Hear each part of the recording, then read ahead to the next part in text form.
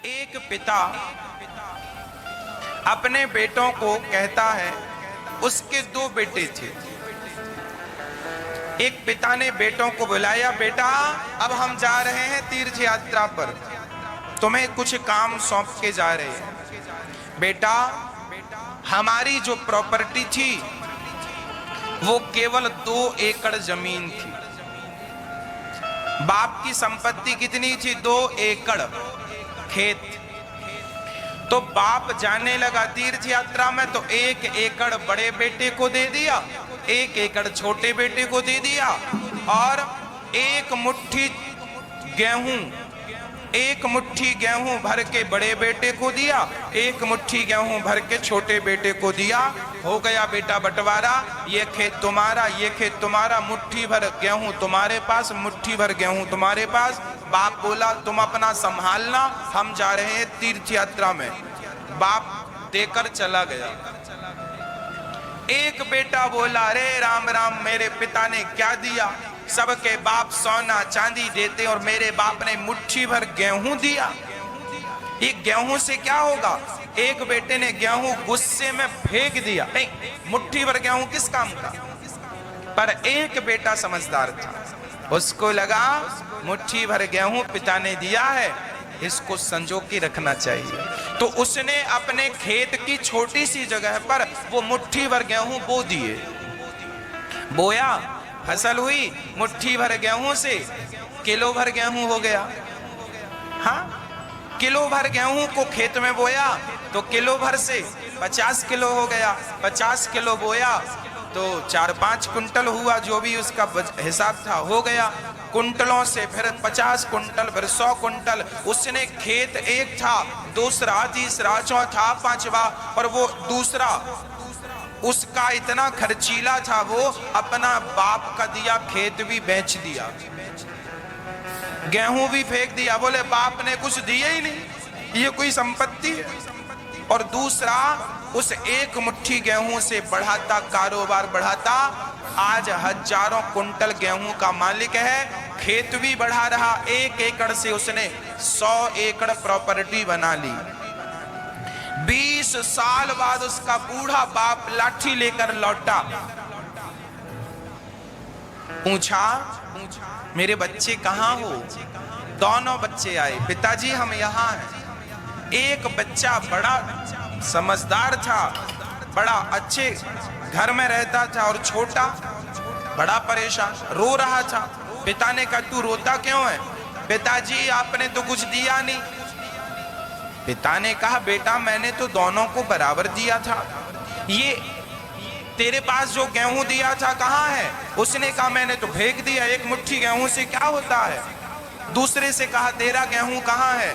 तो उसने ले जाकर हजारों कुंटल गेहूं दिखाए। बोले पिताजी ये रहे आपके 1 मुट्ठी गेहूं, इस 1 मुट्ठी गेहूं से मैंने हजारों कुंटल गेहूं बना लिए, ये प्रॉपर्टी बनाई। कहने का अर्थ यह है, यदि आप में योग्यता है, काबिलियत है, तो आप 1 मुट्ठी गेहूं से हजारों कुंटल बनाने की ताकत रखेंगे। और आप में योग्यता नहीं है तो हजारों कुंटल आपके पास गेहूं हो और आपके पास 50 और 100 एकड़ जमीन हो, बड़ी संपत्ति हो, तो भी उसका कोई अर्थ नहीं। तो कहने का अर्थ यही हुआ कि माँ बाप को चाहिए कि बच्चों को जिम्मेदारी दीजिए। जब जिम्मेदारी देंगे तब पता चलेगा कि आपके बच्चे कितने योग्य हैं और कितने अयोग्य हैं। यदि अयोग्य हैं तो उन्हें फिर योग्य बनाने की शिक्षा दो। बेटों को योग्यता दो, टैलेंट दो, बस। करदम जी अपने जिम्मेदारियों से निवृत्त होकर के जाने लग गए। आपकी भी जिम्मेदारी तब खत्म हो जाती है जब आपका बेटा सही मार्ग पर चलने लग गया, आपकी बेटी का विवाह हो गया, बेटे का विवाह हो गया, अब आपकी जिम्मेदारियां पूरी हुई।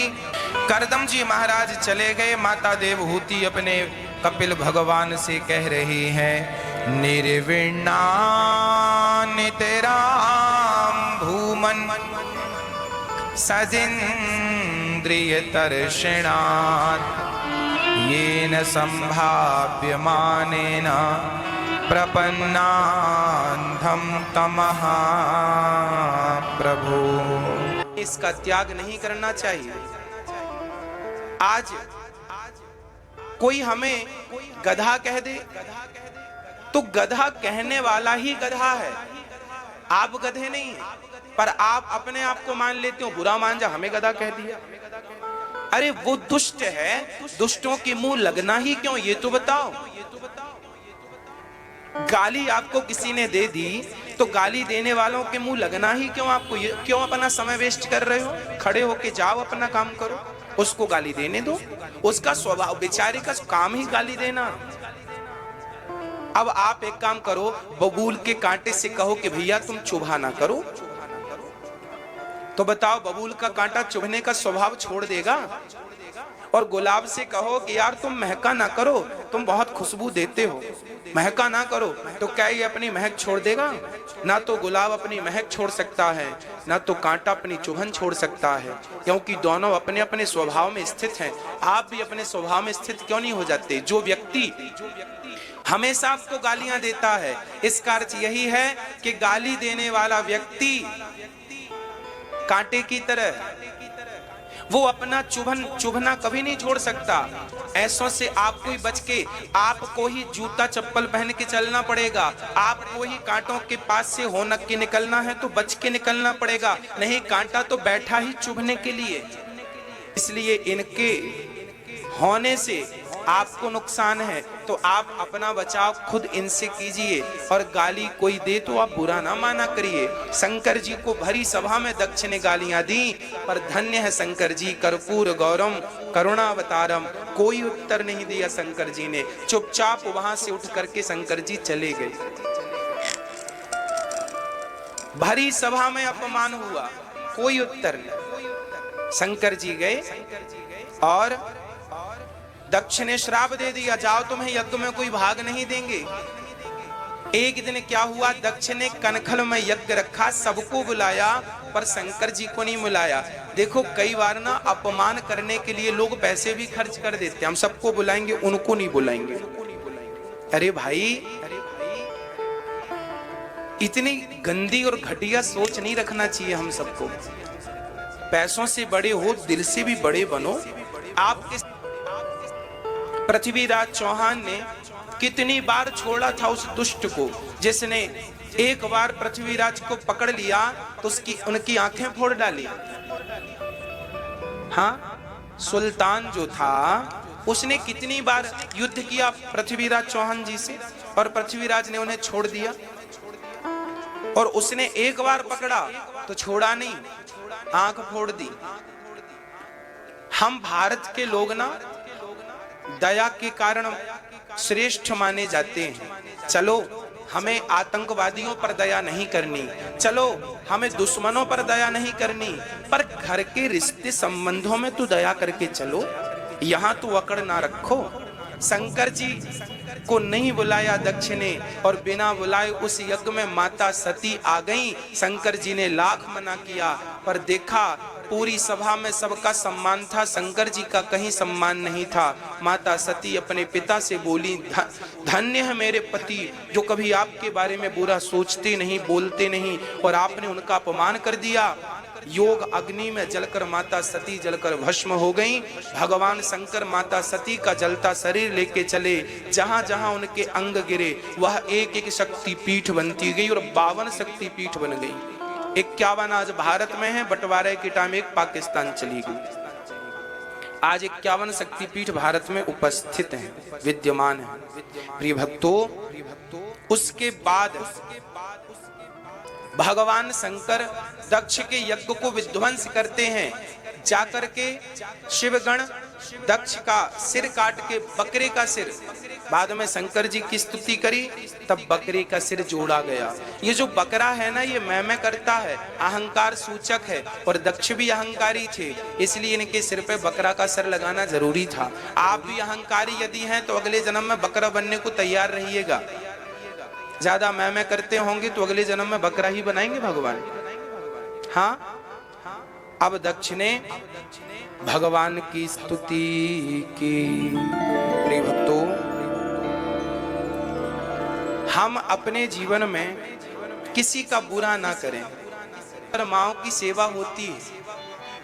और एक वो आश्रम छोटा पड़ रहा है तो एक और बनाने का प्रयास है जहां कम से कम 1000 माँओं की रहने की व्यवस्था हो, 1000 माताओं की रहने की व्यवस्था हो। वृंदावन में वही माताएं आती हैं जिनके बच्चे माँ को घर से निकाल देते हैं, सेवा नहीं करते, माँ को 2 वक्त की रोटी नहीं देते। बूढ़ी बूढ़ी, आप आइए कभी वृंदावन में, 85, 80, 85 साल की भी माताएं वहां पर हैं। वो माएँ हैं जिनके 2-2, 3-3, 4-4 बच्चे हैं। बहुत सारी माएँ हैं और रोज कोई ना कोई माँ आती हैं। उन माँओं की सेवा, वहां रहने की, खाने की क्या व्यवस्थाएं हैं। आप भी कभी वृंदावन आए तो गौरी गोपाल वृद्धाश्रम परिक्रमा मार्ग में आके देखें, गूगल में गौरी गोपाल वृद्धाश्रम डालें तो लोकेशन यहीं आ जाएगी, आप चले जाएंगे, सही जगह पर पहुंच जाएंगे। आप आए और देखें उन माँओं के, उनके बच्चों ने कैसा व्यवहार किया है। एक माँ तो कह रही थी कि हमारे बेटे ने घर से निकाल दिया और कह दिया लौटकर घर मत आना। गाड़ी में बिठालकर चौराहे में छोड़ आया, बोले लौटकर घर मत आना। तो बोले मैं टीवी पे सुनी थी तो मैं गौरी गोपाल आ गई हूँ। हमने कहा मैया आप सही जगह आए हैं। उन माँओं की ऐसी सेवा वहां होती है। जो बच्चे निकाल देते हैं, पता नहीं कैसे बच्चे हैं वो, पर अब वो माँ जाए कहाँ। उन माँओं की सेवा, सिर्फ माँ नहीं, आजकल तो पिताजन भी आने लगे हैं। एक पिताजी आए, बोले मेरे 8 बच्चे हैं, पर सेवा नहीं करते। ऐसे पिताओं को भी वहां रखा जाता है। पिताओं के लिए भी आश्रम बन रहा है, अभी बना नहीं है। पिताओं के लिए भी आश्रम बनाने का जल्दी से कार्यक्रम शुरू हो जाएगा। अभी हमने किराए से जगह लेकर पिताओं को रखा है वृंदावन में। एक आश्रम किराए से लिया है, माँओं के लिए तो बन गया है, तो माएँ तो रहती हैं गौरी गोपाल में, गौरी गोपाल वृद्धाश्रम है, पर पिताओं के लिए अभी बन रहा है। तब तक जो जरूरतमंद पिता थे वो तो आ ही गए ना, उनको भी एक जगह पर रखा गया, उनकी भी सेवा होती है। रोज गौरी गोपाल आश्रम में रोज दवा सेवा भी होती है। डॉक्टर साहब बैठते हैं, निःशुल्क रोज दवाइयां वितरण की जाती हैं। दवा क्षेत्र